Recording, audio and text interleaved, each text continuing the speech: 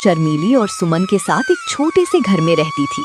बबीता के पति का कुछ समय पहले ही इंतकाल हो गया था, इसलिए बबीता सोचती है कि उसकी बेटियों की शादी जितनी जल्दी हो जाए उतना ही बेहतर है।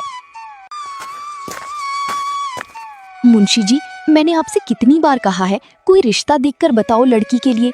लड़की 19 साल की हो गई है। भाभी जी, मैंने बहुत जगह बात की, लेकिन हर कोई दहेज मांगता है, कोई कुछ मांगता है तो कोई कुछ मांगता है। मुंशी जी, तुम तो जानते ही हो हमारे घर में कोई काम करने वाला नहीं है।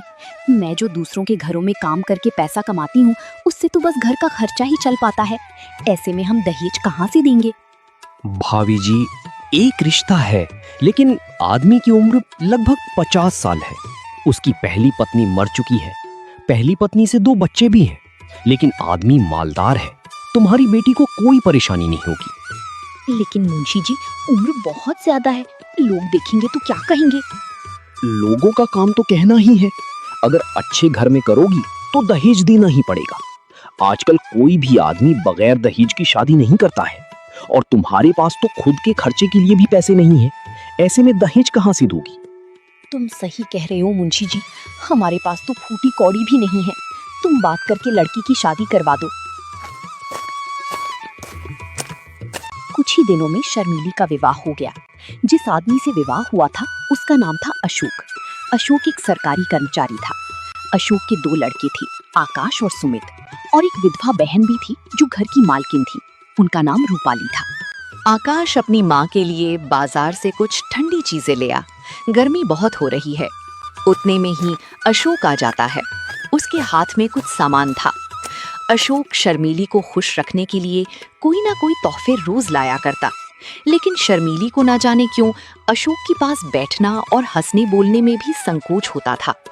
इसका कारण ये था कि अब तक ऐसा ही एक आदमी उसका पिता था, जिसके सामने सिर झुकाकर देह चुराकर निकलती थी।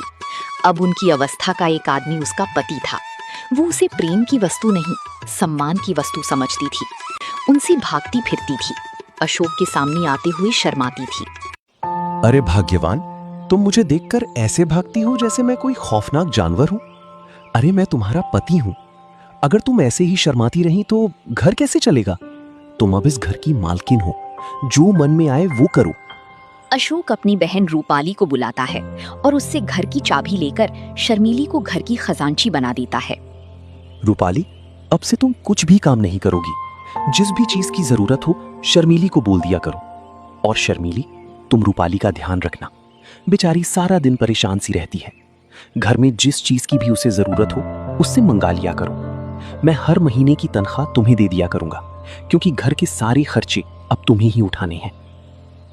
अशोक पूरे महीने की कमाई शर्मीली को दे देता है। उनका ख्याल था कि शर्मीली इन रुपयों को देखकर फूली नहीं समाएगी। उधर अशोक की बहन रूपाली मोहल्ले की औरतों से शर्मीली की खूब चुगली करती है। अरे जब से आई है मालकिन बनी बैठी है, एक एक पैसे का हिसाब लिखती है। मैं कभी अपनी जरूरत के लिए थोड़े बहुत पैसे मांग लेती हूँ तो टाल मटोल करती रहती है, फिर कहीं 3-4 बार कहने पे ही पैसे देती है। बहन, तेरे भाई को भी जब बुढ़ापे में इस जवान लड़की से शादी करने की पड़ी थी, कोई मेल भी तो हो। देखने में उनकी बेटी लगती है। अपनी शादी ना करके अशोक की शादी कर लेता तो सही रहता। अरे चल बहन, मैं चलती हूँ। पता नहीं निगोड़ी घर में क्या कर रही होगी।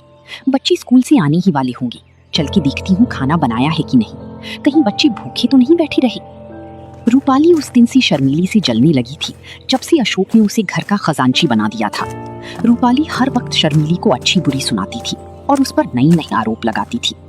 एक दिन शर्मीली छत पर किसी काम के लिए जाती है तो रूपाली कहती है, अरे ना लाज है ना शर्म, निगोड़ी ने हया भून खाई है। अब क्या कुछ दिनों में बाजार में नाचेगी? लोग देखेंगे तो क्या कहेंगे कि कल परसों की बहू छत पर चढ़ी डोल रही है। अरे अपने घर को सीखा था या नहीं? दीदी, मैं कपड़े लेने गई थी, आंधी बहुत तेज आ रही थी, कपड़े कहीं उड़ ना जाएं इसलिए मैं चली गई थी। अरे मुझे बुला लेती, मैं क्या मर गई थी? लेकिन तू मुझे क्यों बुलाएगी? तुझे तो दूसरों से नैन लड़ाने हैं। घर का सारा काम यूं ही पड़ा है। बच्चे स्कूल से आने ही वाले होंगे, उनके लिए खाना पकाया है कि नहीं?